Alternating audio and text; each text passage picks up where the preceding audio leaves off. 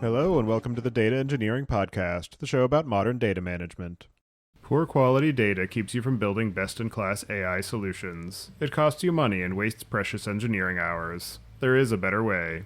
Core Signal's multi-source, enriched, cleaned data will save you time and money. It covers millions of companies, employees, and job postings, and can be accessed via API or as flat files.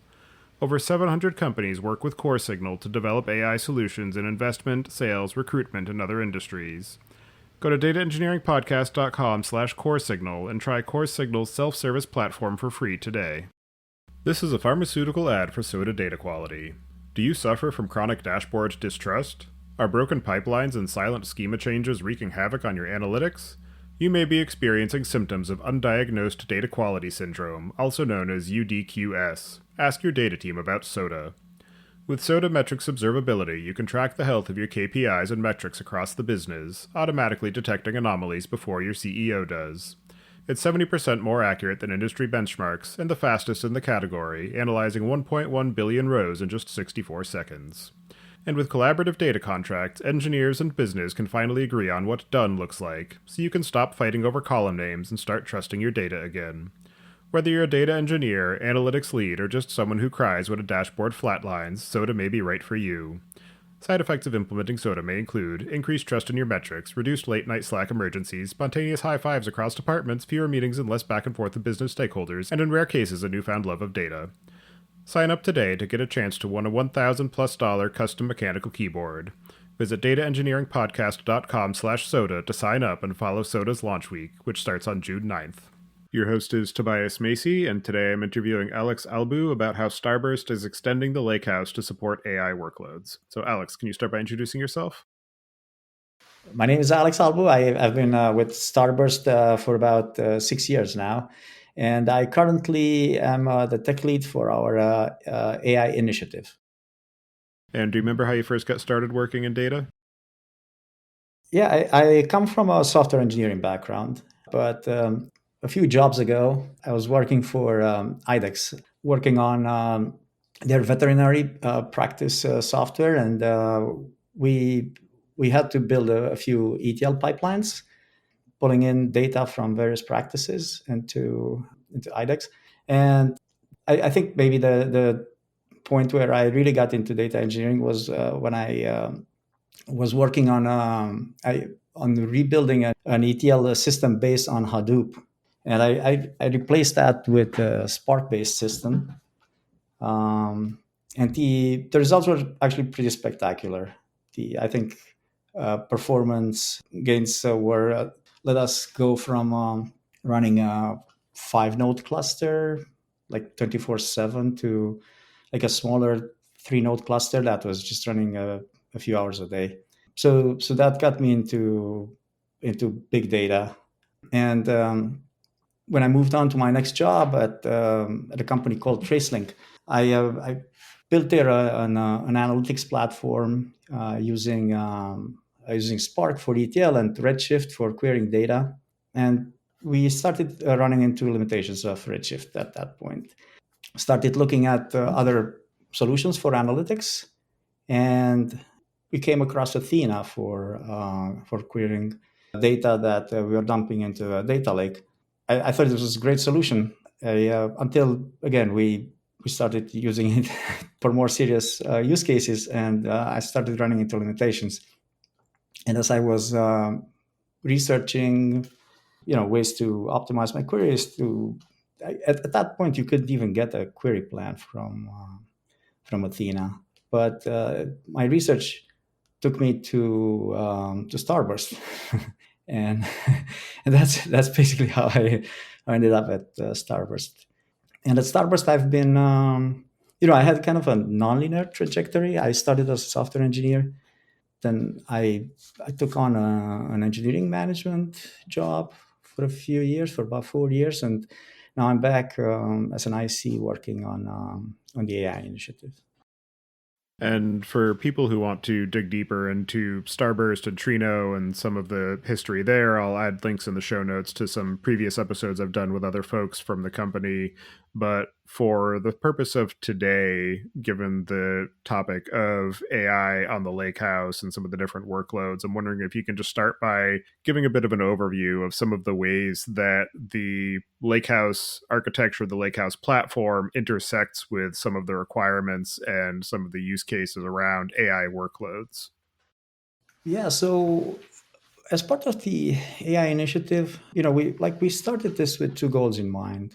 One was to make Starburst better for our users by using AI, and the other one was to help our users build their own AI applications.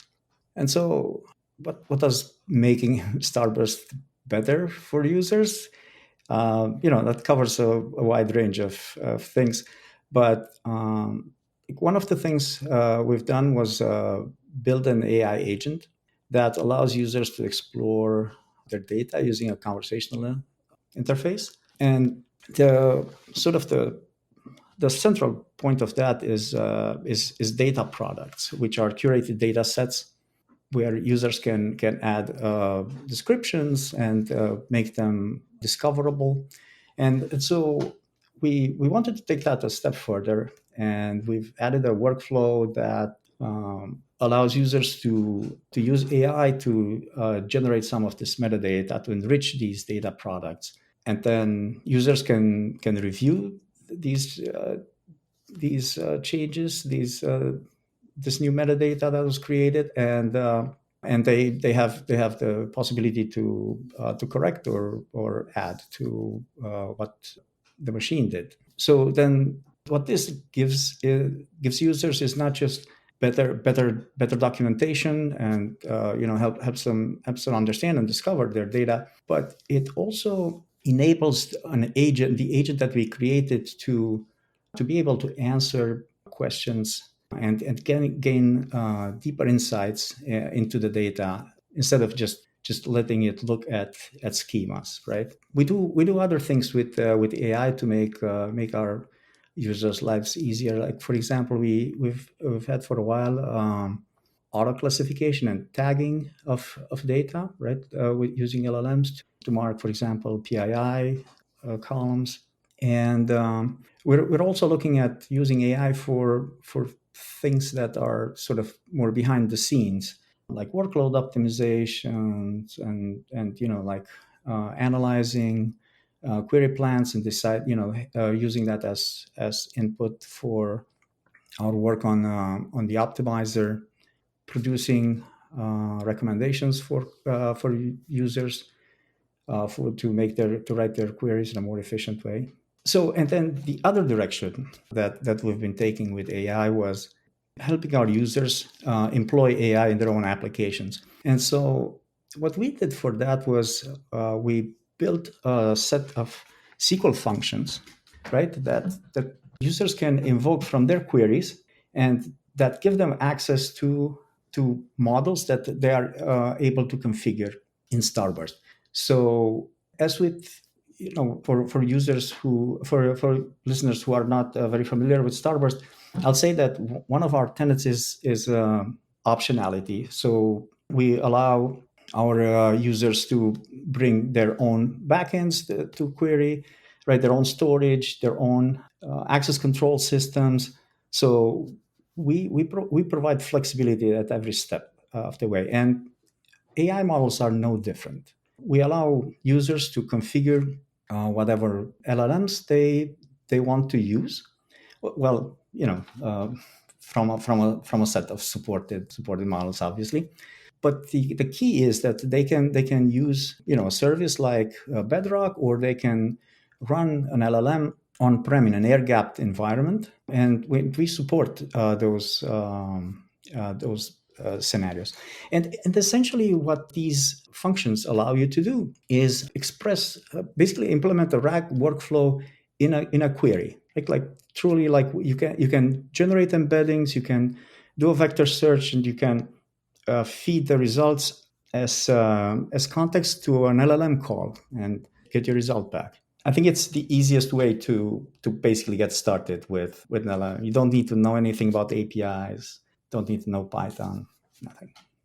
And another interesting aspect to the overall situation that we're in right now with LLMs and AI being the predominant area of focus for a large number of people is that there are a number of different contexts, particularly speaking as data practitioners, where we want to and need to interact with these models, where you need to be able to use them to help accelerate your own work as a data practitioner in terms of being able to generate code, generate schema diagrams, generate SQL, but you also need to provide data sets that can be consumed by these LLMs for maybe more business focused or end user focused applications.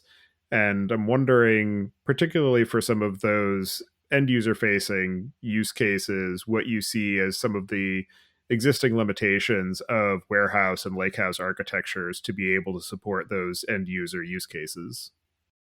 I would say one area where we see limitations is the typical data types or the typical data sets that LLMs that users will want to feed to LLMs. So for example, a lot of work that users do with AI models is on unstructured data, like Excel spreadsheets or video, image data, stuff like that, and that doesn't fit well into a warehouse typically, right?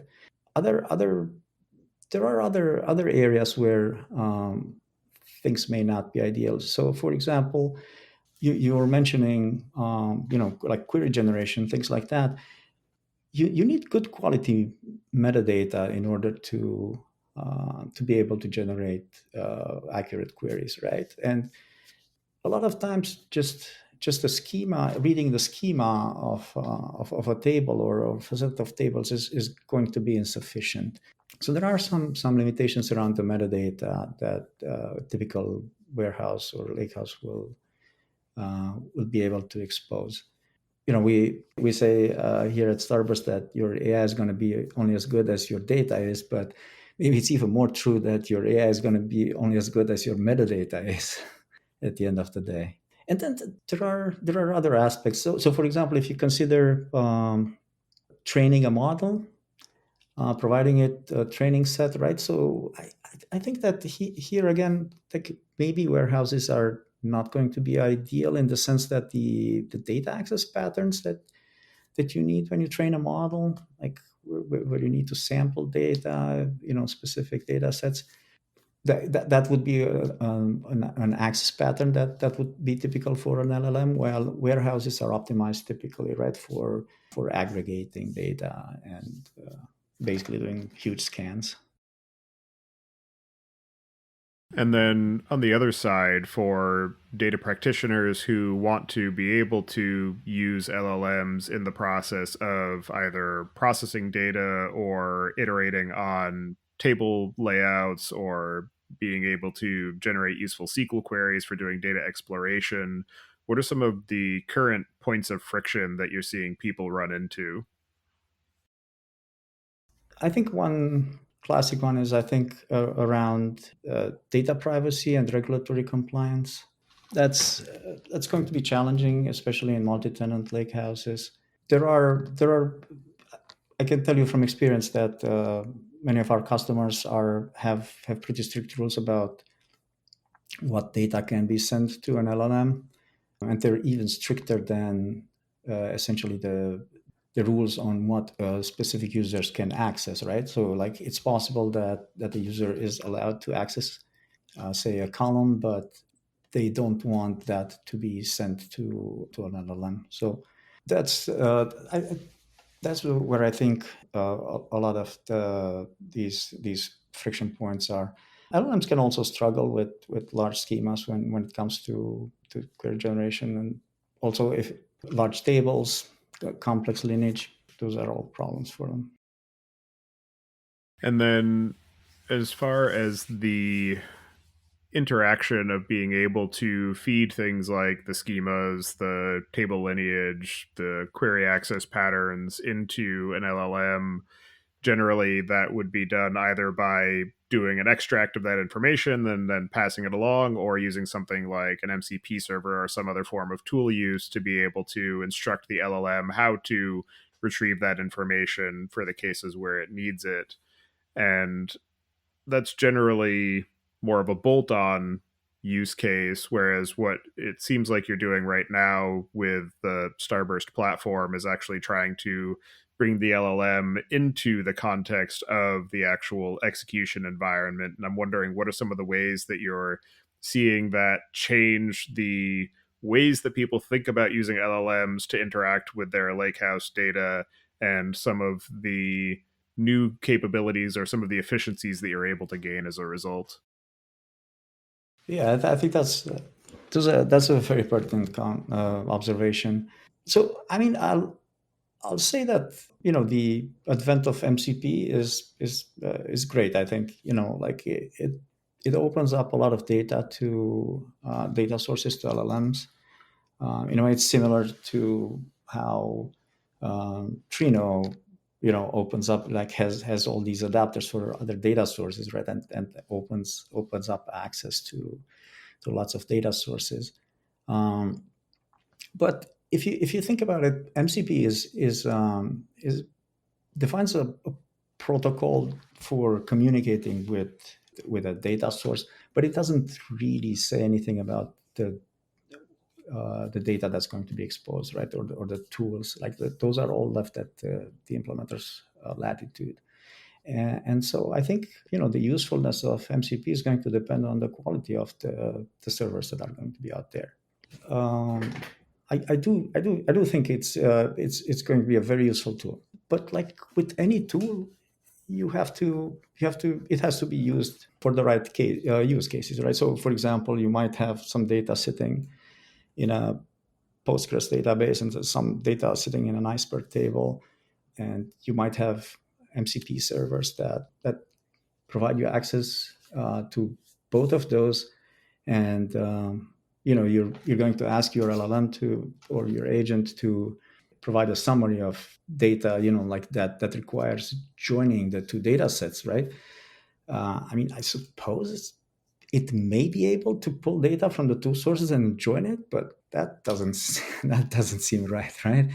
So like what we're proposing is go the other direction, right? So you can, using Starburst, you have access to both. Yeah, you can federate the data, you can join it, and then you can gather the data and pass it through a SQL function to the LLM and have it summarize it or whatnot. So I do see what we're building as complementary to MCP, if you want, right? We're definitely also considering building like exposing an MCP server. So, but again, it's use the right tool for the right job. Data migrations are brutal. They drag on for months, sometimes years, burning through resources and crushing team morale. Datafold's AI-powered migration agent changes all that. Their unique combination of AI code translation and automated data validation has helped companies complete migrations up to 10 times faster than manual approaches. And they're so confident in their solution, they'll actually guarantee your timeline in writing. Ready to turn your year-long migration into weeks? Visit dataengineeringpodcast.com/datafolds today for the details. And digging into the implementation of what you're building at Starburst to bring more of that AI-oriented workflow into the context of the actual query engine, this federated data access layer, I'm wondering if you can give an overview of some of the features that you're incorporating, the capabilities that you're adding, and some of the foundational architectural changes that you've had to make both to the Trino query engine and the Iceberg table format to enable those capabilities. So there are a few things. I did mention SQL functions, right? Like we do have sort of three sets of SQL functions that we provide. There are a few task-specific SQL functions that basically have some predetermined use some predetermined prompts to perform things like summarization or classification, sentiment analysis, things like that. We do provide like a more open-ended prompt function that you can use to experiment with different prompts. We we think that they may not be opened up to the same groups of users. Like the prompt function may be used by, sort of maybe the data scientists, or like somebody who's more of a prompt engineer, while the task specific ones, they don't really require much background in LLM, so it can be used by a wider group of users. And then the third category is we provide functions that allow you to use, again, LLMs, generate embeddings for RAG use cases. So one thing I think I've mentioned before is that we allow users to configure their own models, and it's worth mentioning that you can configure multiple models. We do offer quite a few knobs when you configure a model. Not just temperature and top P and other parameters, but we also allow users to customize prompts used by model, because one thing we've learned is that there's a pretty wide behavior gap between them. And the other thing that we offer for models is governance, right? So we do offer governance at several levels. One is you can obviously control who can access specific functions, but then we take it a step further, and these functions, actually, I should mention, take as one of the arguments the specific model that they are supposed to operate with. And so we do offer the possibility for an admin to control access to specific models. It does make sense to restrict access to models that are very expensive, right? Or so that gives admins, data stewards, quite a few levers in configuring that. Being able to provide governance at the model level has required is required a bit of a novel approach in the way we have tackled governance in general, access control. Some other things that we're building here are model usage, observability, right? So our users are very interested in being able to set usage limits, budgets, even controlling the bandwidth, that a specific user might use up in terms of tokens per minute or so. And I did mention the conversational data interface that we've created, and we do think that sort of the differentiator there was building them around data products, which act as semantic layer and allow users to provide insights into the data that are actually difficult to glean by an LLM or even a human. So as far as architectural changes, I did allude a bit to governance, access control. The other area where we kind of have encountered technical challenges was in the area of sending higher volumes of data to LLMs, right? So that LLMs are fairly slow to respond, right? So that's they don't fit very well with processing large data sets, and so we're looking into ways to cost efficiently and be able to process large amounts of data. LLM providers do offer batch interfaces for such use cases. However, the challenge there is integrating that with a SQL interface. These batch APIs are typically async, so they're not going to work well with a select statement. We are considering a slightly different paradigm there. Some other things that we've built is or are currently in the process of building, are auditing. That's another big component, and some of our users actually require capturing a fair amount of audit data for their LLMs. So that's again another challenge. And then on the storage layer, a lot of people who are using Trino and Starburst are storing their data in Iceberg tables on object storage.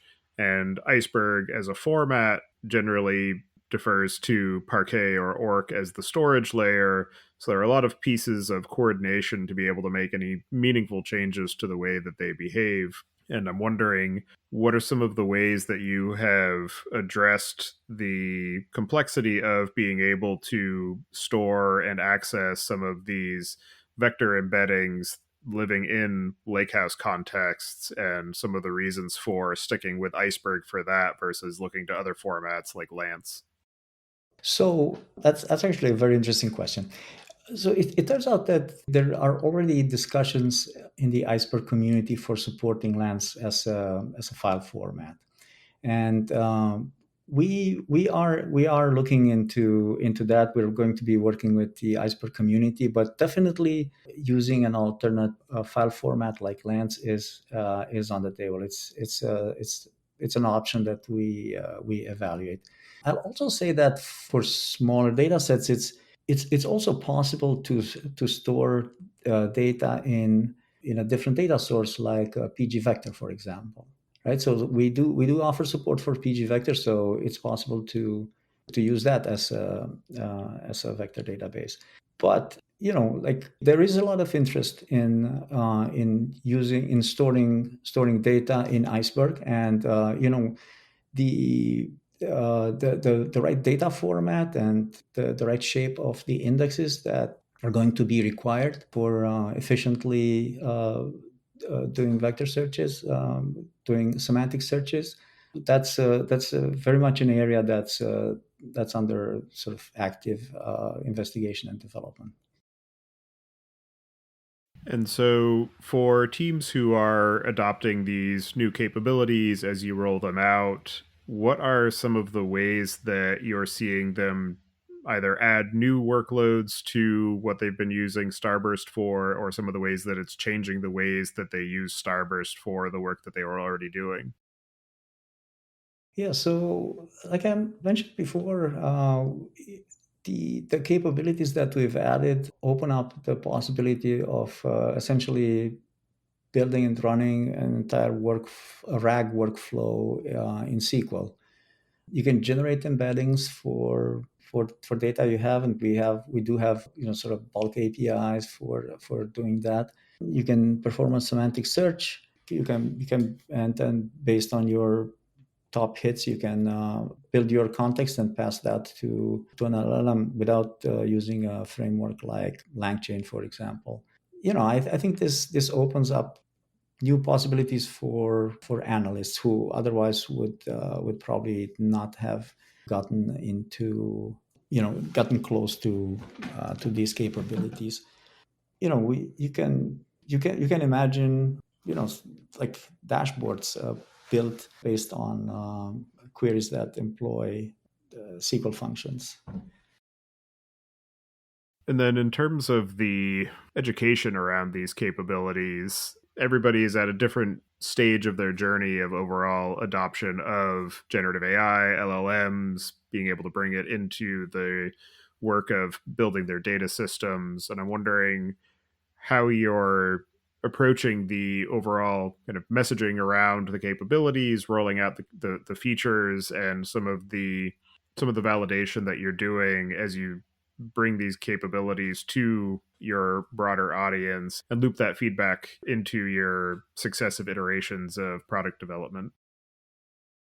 Yeah, I think that the way we ran this project was to get customers in the loop quite early by doing demos of essentially unreleased software, right? Like our product would be demoing development builds to get feedback and validate that we're on the right track and we're building useful stuff for our users.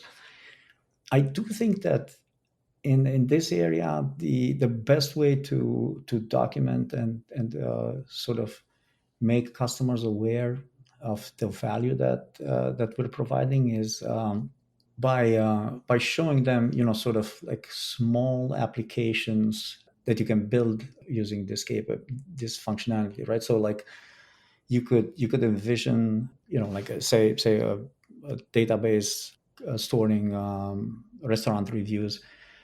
You could essentially like show how you can do a sentiment analysis on that, and then render that like sort of the daily reviews as in a dashboard as like red, yellow, green bar charts. And what's cool about it is showing people how they actually can compose these functions. So for example, if you had restaurant reviews that are in different languages, you could translate them all to English before doing sentiment analysis, or summarizing, sort of the general, maybe summarize the general complaints that people might have, or things like that. So I think in general, it's important to come up with some good examples that can highlight truly the new capabilities that this opens up. In the work that you did to bring these AI focused capabilities into Starburst, into Trino, and tack them onto the Iceberg capabilities, what are some of the interesting engineering challenges that you had to address, and what were some of the pre existing functionality that helped you in that path? Yeah, I think that the main pre-existing functionality is the capability to access a wide variety of data sources, right? Because the name of the game here is getting your AI access to the data, and in that sense, Starburst is uniquely positioned to be able to be plugged in into all of our users' data. And so making that available to LLMs, is challenging, and is an ongoing effort. I did mention how sending, processing large amounts of data is challenging from a technical perspective, because it doesn't fit well with the SQL paradigm. But we do have some innovative ways in which we are going to allow that sort of processing to be embedded in say a workflow that our users might have. It's like a few things that we've learned along the way, were that essentially working with LLMs is a paradigm shift, right? So we did learn that LLMs can be fickle, and writing tests is a real challenge. Um, Being able to write tests is very challenging when you're back end, when the system that you're testing is probabilistic and it's not deterministic, right? So you need to get to some extent into the mindset of a data engineer, and or of a data scientist, I'm sorry, and embrace experimentation. Be ready to I mean, everything here depends on is very data driven, right? So generating meaningful data sets is critical for building such a product. And we're looking at various approaches for getting data sets that we can thoroughly test our models on, our functionality on. And as you have been releasing these capabilities, onboarding some of your early adopters, what are some of the most interesting or innovative or unexpected ways that you've seen these AI focused capabilities applied?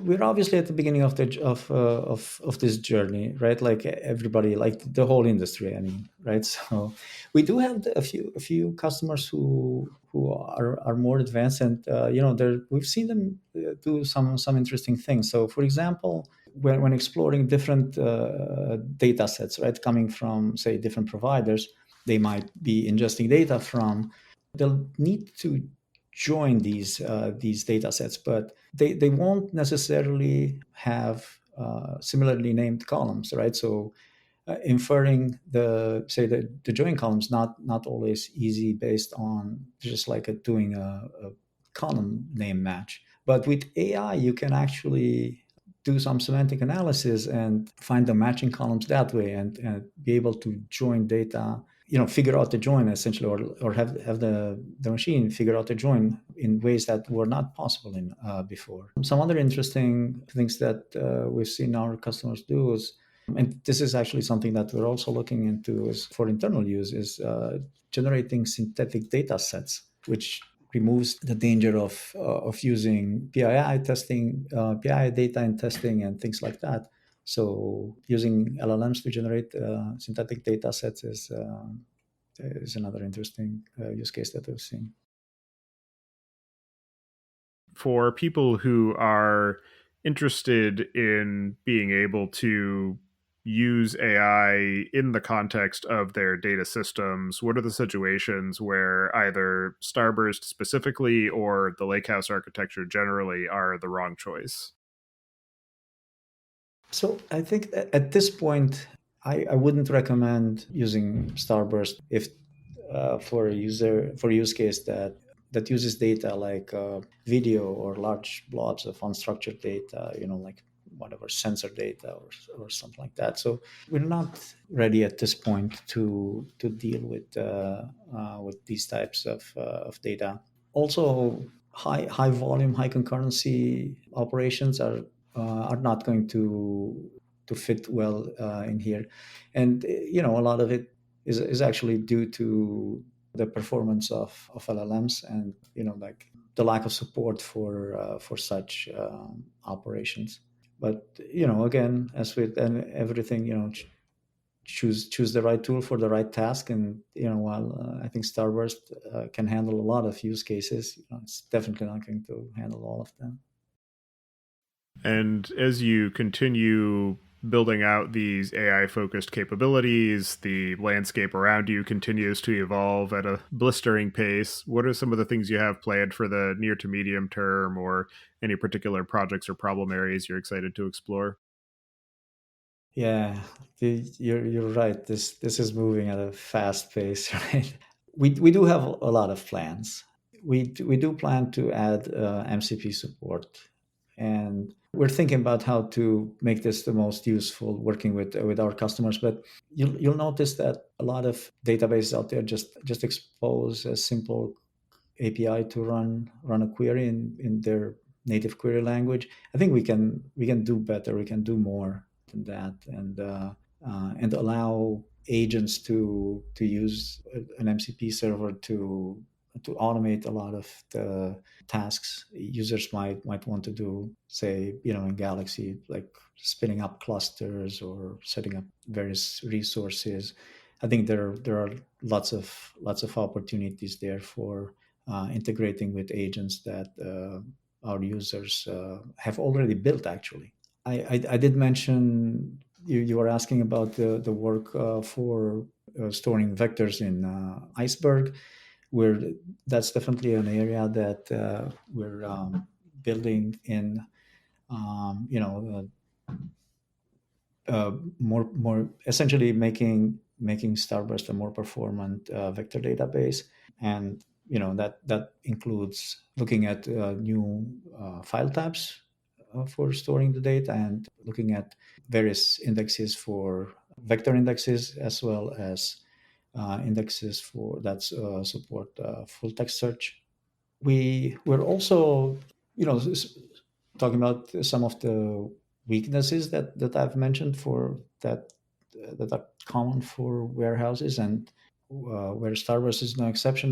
We are going to be working in that area to provide better support for these data types that are currently maybe not as well supported in like PDF file, Excel spreadsheets, or whatever, like sort of more unstructured data, potentially like images and video. So we're looking at extending Icehouse, our managed platform for data ingestion and transformation, and we're looking at extending it to be able to ingest various types of data, and generating embeddings for it, potentially applying AI transformations, again, there are lots of possibilities that we see there. And we do want to continue extending the use of AI features throughout the product. For things that I've mentioned, I think that would allow us to essentially make the product more efficient and provide recommendations to our users for improving their queries and the way that they can use the data. And then finally, we're working on extending the agent that we built to be able to generate graphical visualizations, data explorations, and like sort of make it the way I personally think this is sort of the way in which BI tools are headed, right? So like allowing users to provide ad hoc explorations just using natural language and visualizing the results of their questions. Are there any other aspects of the work that you're doing, the AI focused capabilities that you're adding into Starburst, or just the overall space of building for and with AI as data practitioners that we didn't discuss yet that you would like to cover before we close out the show? I think we discussed a fair amount of topics. We did cover a fair amount of topics here. I think this it's definitely a very exciting area that is going to like be a game changer for the way we interact with data and we gain insights from it. All right. Well, for anybody who wants to get in touch with you and follow along with the work that you and the rest of the Starburst team are doing, I'll have you add your preferred contact information to the show notes. And as the final question, I'd like to get your perspective on what you see as being the biggest gap in the tooling or technology that's available for data management today. Oh, tough question. I think if I was to choose something, maybe it's a lack of kind of intelligent data observability and context understanding of your data. So I think current tools still struggle at while they're good at say syntax validation, basic data profiling, they still struggle at understanding semantic understanding of relationships between data. And incidentally, I think this is an area where AI is going to be able to help and provide insights that were not achievable before. All right. Well, thank you very much for taking the time today to join me and share the work that you and the rest of the Starburst folks are doing on bringing AI closer into the process of building with and for AI and ways that we can use them to accelerate our own work as data practitioners and working with these large and complex data suites that we're responsible for. So I appreciate all of the time and energy that you're putting into that, and I hope you enjoy the rest of your day. Thank you. I really appreciate the opportunity to talk to you, and it was a great conversation. Thanks.